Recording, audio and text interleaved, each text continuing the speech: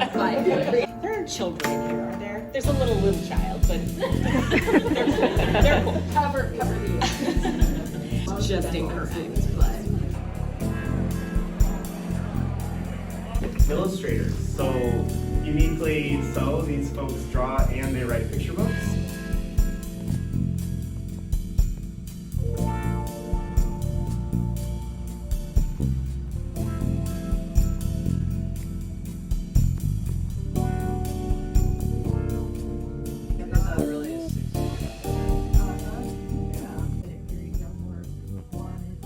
All right, hello everyone. Oh yes, hello Stashy. Hi Stashy, am I doing a video? Yes I am, yes I am. All right, hello everyone. My name is Caitlin and I am a Midwest artist who loves to read. And in today's video, which you already saw clips from and all, is I went to the Des Moines Book Festival. Today, and yeah, so I just want to share my thoughts and show some clips of the experience. This is my first time going to the Des Moines Book Festival. My understanding is that this year was the first year that was arranged by Beaverdale Books, which is one of my favorite bookstores in the Des Moines Metro, if you can tell. I'm doing this a little bit off the cuff today, no script, because I have been very busy. Stashy. I've been very busy with, which actually, let me just show you, packing, because I'm moving very soon, yes. Ooh, I'm getting too hot.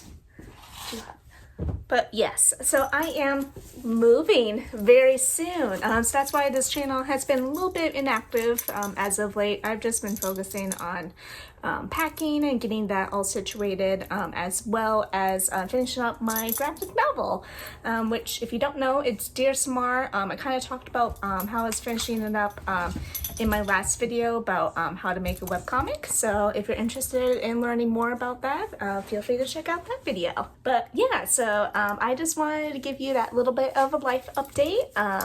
And actually at the very end of this video, I'll do a little jump cut to my new place. So yeah, enjoy that. But yes, let's talk about the Des Moines Book Festival. So it was a free event, which is fantastic, in Des Moines, technically in Beaverdale, which is like a cute little suburb of Des Moines. And I love Beaverdale. Beaverdale's just so cute. So yeah, it was a free event. It's like held at the Franklin Event Center, that was very interesting going to, because it's like this old school that's been kind of converted to like other new things now. That was a little confusing. I also got like lost inside a few times too, so that wasn't my favorite part. With the book festival, I would consist it as mostly book panels. We're talking with a bunch of different panelists about certain subject matters or their books, or we're talking about with specifically different authors. And a good chunk of the book festival is meeting authors and purchasing their work, having them sign their work, and things like that.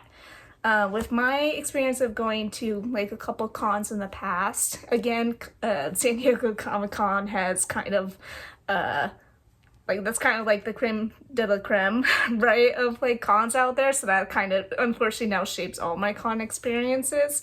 I was thinking about it as my favorite thing to go to for cons is to go look at all the little trinkets you can buy. So there was not like a lot of trinkets you can buy. I thought like the festival would be such a great opportunity for small makers to present their bookish goods. They're like bookmarks, themed mugs, shirts, stuff like that. I think that would have been perfect, but there's only like a couple booths in like the merchant zone that had things like that, and I just think that was a missed opportunity. Though there was a bookstore there that had all the books that have the featured authors at the festival there that you can purchase, and of course then if they have time they can do signings for.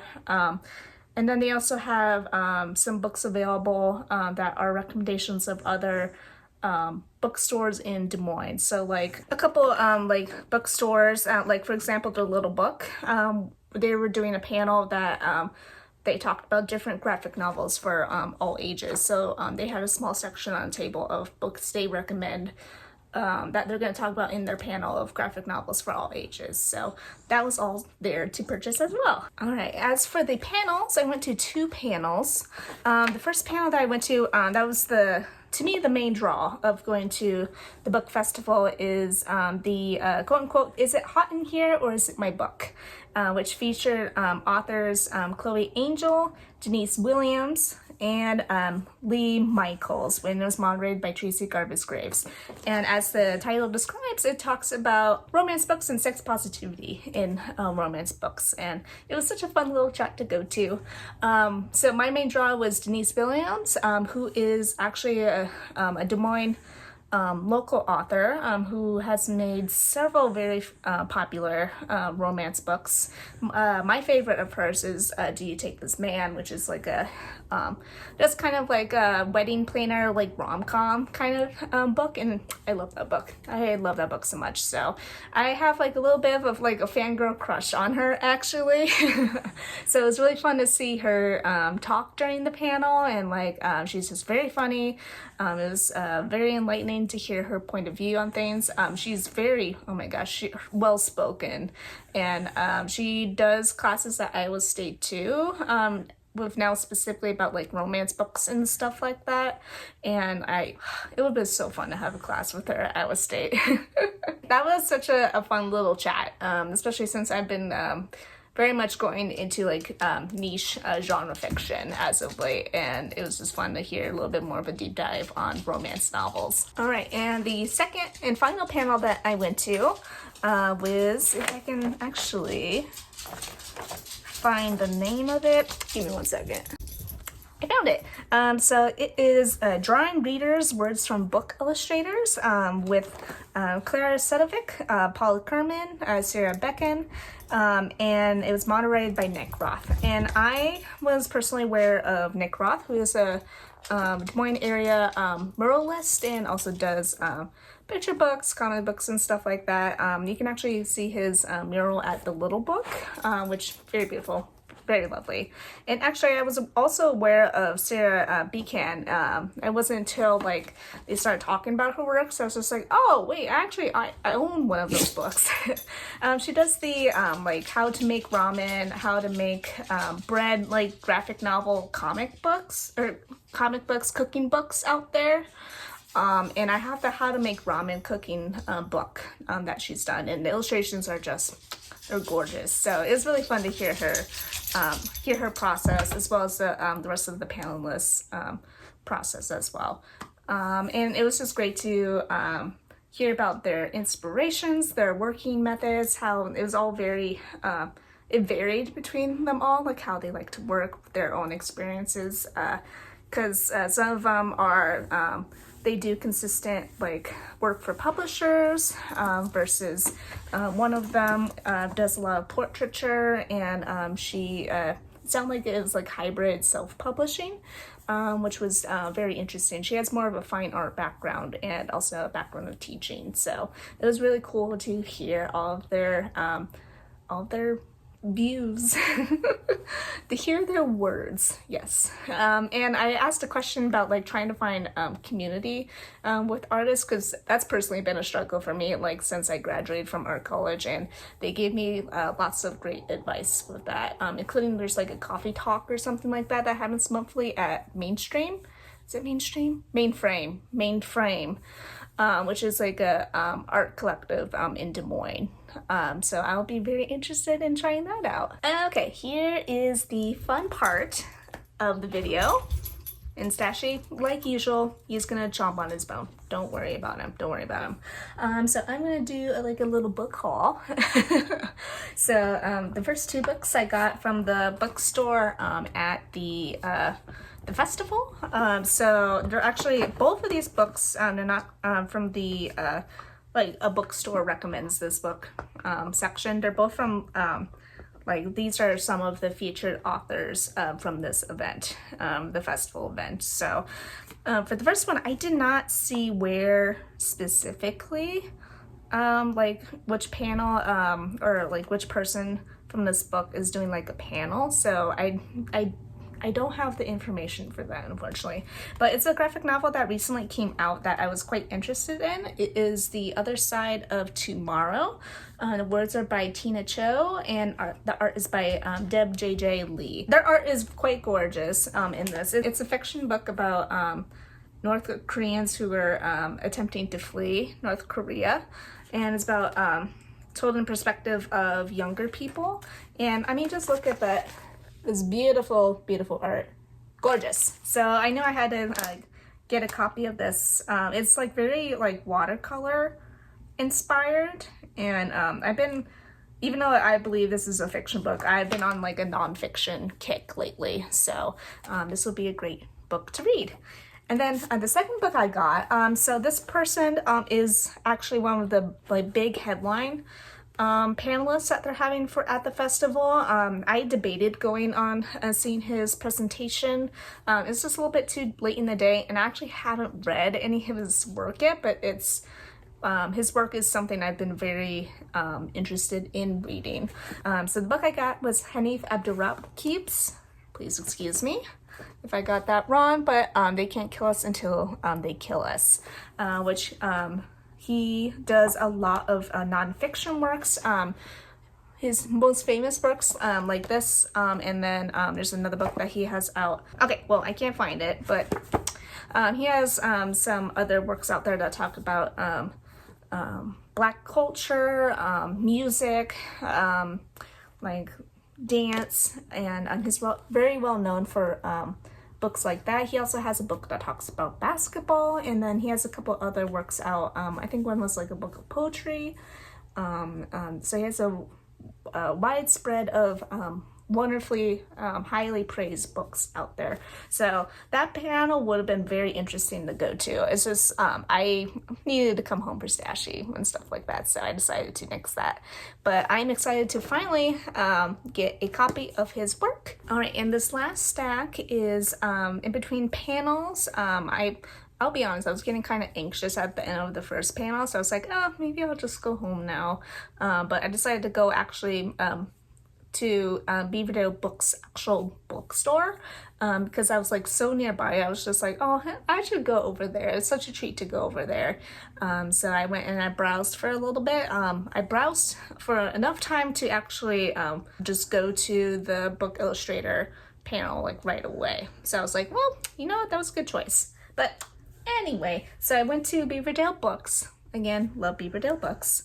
I figured out that the reason why I love Beaverdale Books, other than like it has the classic like indie bookstore vibes of like stuffed bookshelves, books kind of like placed everywhere, large selection of titles, is that I find lots of great nonfiction books there.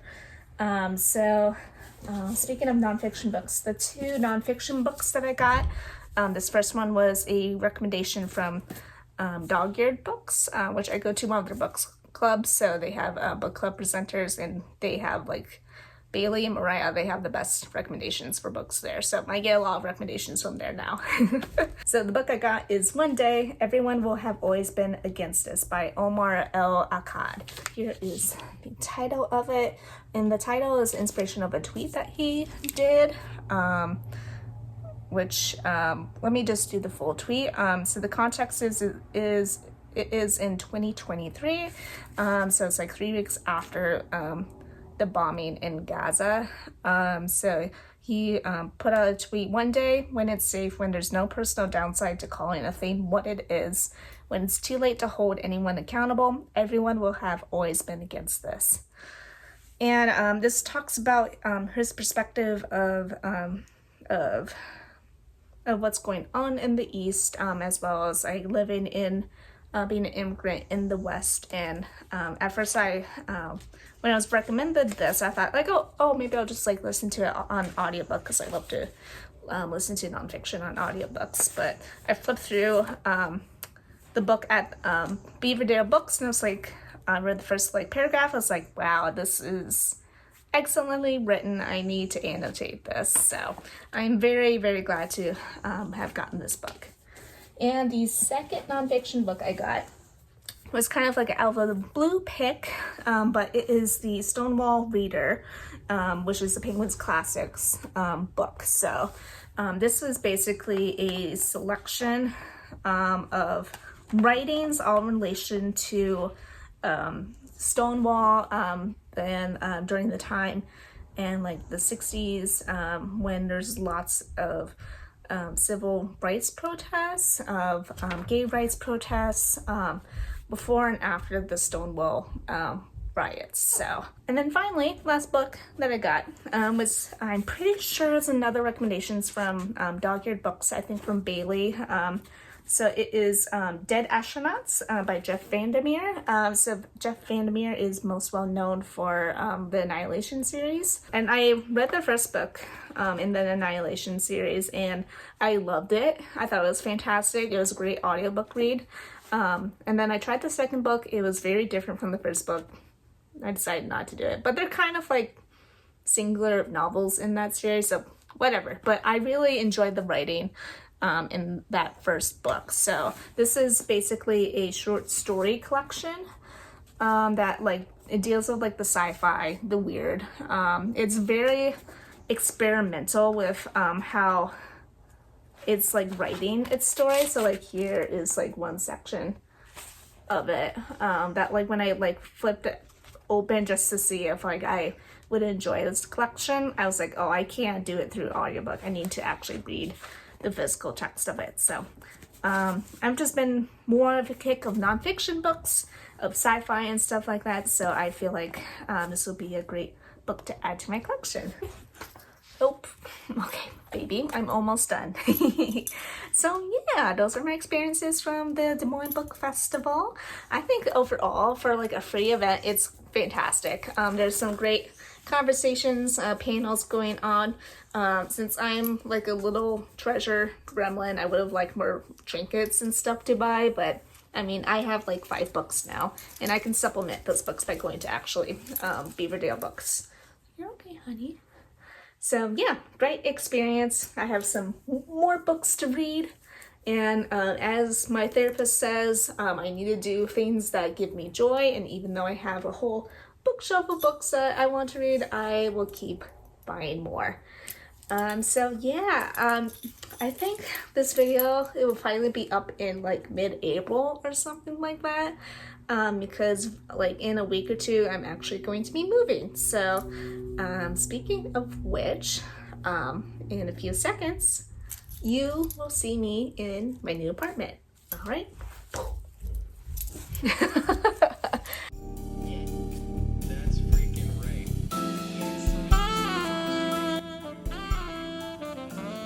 And clap. Okay. I don't remember what transition I did. That was many months ago. And also excuse my everything. So yeah, I moved. As you can see behind me, I have all these boxes still. Most of them are boxes of books. Yeah, it was 15 in total, so that's fun. So yeah, I'm at the new place. I love it. Other than after like 2 days living here, I had to get all my plumbing redone because the renovators did a bad job. Hooray. But since I'm renting this, I'm in a duplex now. Since I'm renting this duplex, I didn't have to pay a lick of it, so that's fine with me. It's all good now. It's all situated. So yeah, I'm still in the middle of my move. Technically, I'm gonna finish up getting all of the furniture and the rest of the boxes this coming weekend, and then I can finally get fully settled. And oh dear God, I still need to clean the little apartment. But yeah, so in general, thank you for watching this video. I think maybe next month's video, the next video might be a unpacking, get my duplex situated video. So I hope you enjoy that. Hope you enjoy this video. And again, thanks for watching. Bye bye.